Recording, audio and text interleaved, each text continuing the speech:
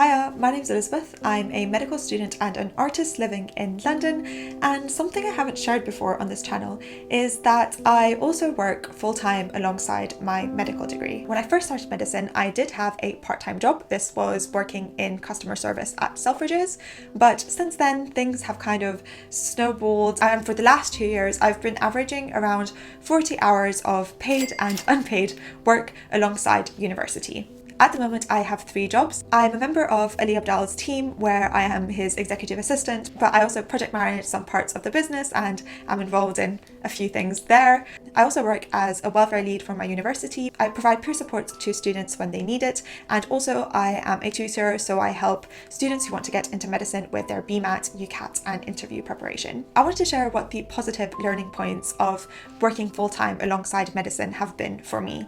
And although I am definitely not advocating for this sort of a workload for any sort of medical student, there are those of us who don't have a choice. So perhaps this video might help us see the silver lining to having to do so much at the same time. And if you are fortunate enough not to need to work during your degree, perhaps these learning points will help you without actually having to do the work, because, you know, sharing is caring.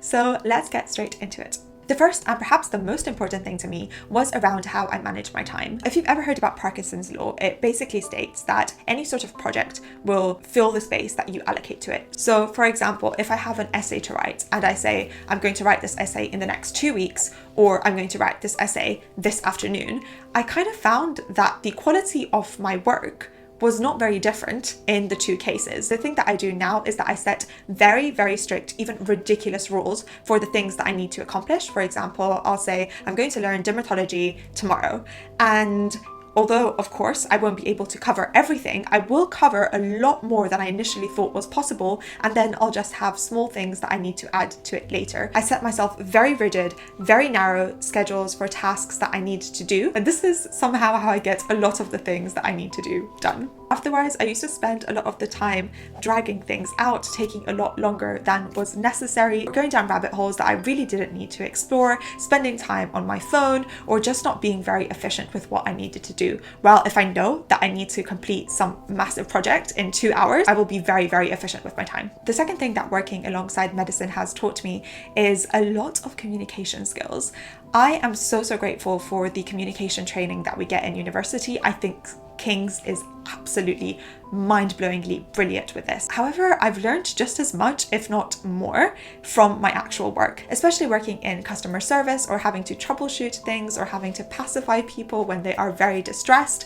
These real-life situations have happened a lot more in my actual work than they've happened in medicine, because obviously I'm a lot junior and no one will let me handle complicated medical situations. The practice that I've gained from this kind of work is absolutely invaluable. I found it has improved my confidence so much more, and it's definitely translated to medicine. Most of the time I'm really comfortable around patients and I love talking to them, and I think that if you are doing a customer service job, I would definitely pay attention to those communication skills while you are at work too. The next thing that working full-time alongside medicine has taught me is how not to procrastinate. When you have a job, something that you are paid for and therefore will get fired if you don't do properly, you don't have a choice anymore. You have to be at certain places at certain times. Things need to be completed by their deadlines. They need to be done properly. There's no case of I don't feel like doing this right now, or I'm really not in the mood. Even though I definitely still get those feelings, I have to get dressed and show up to work, for example, and this is definitely something that has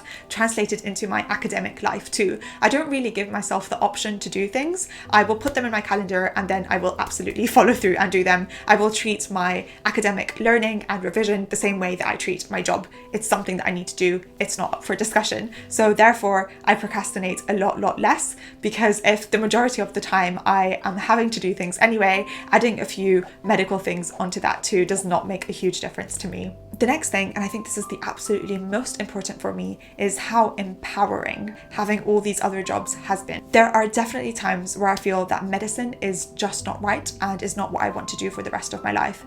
And in those times, I always know that I have a fallback option. I can always be a product manager, or I can be a writer, or I can be an artist. And I know that it's unlikely that I will be stuck doing something I don't want to do forever.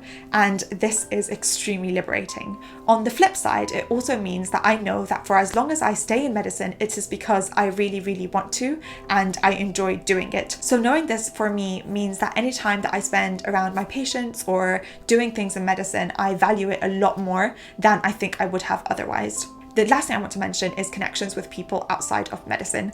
I am extremely guilty in the sense that my closest friends are all doctors. However, I think things would have been a lot worse had I not had other jobs. I have met some amazing people who have opened my eyes to a world outside of medicine. And I know it sounds crazy, but being a medical student very often means that your whole life revolves around the hospital and everything that goes on in there. And I'm definitely one of those people who very easily gets caught up in that purely hospital life. So I found it very helpful to have people who show me that YouTube, for example, is a very fun thing. Initially, my plan for this video was to talk about how to get a part-time job and afford working alongside a medical degree. And I thought under the current climate, that might be quite insensitive and pointless. So it's probably something that I'm going to save for later. As always, if you made it so far, I do hope that you got some sort of value from this video. Thank you so much for spending this time with me. I hope you have a wonderful rest of your day. Be kind to yourself and others and don't believe everything you think. Thanks. Bye.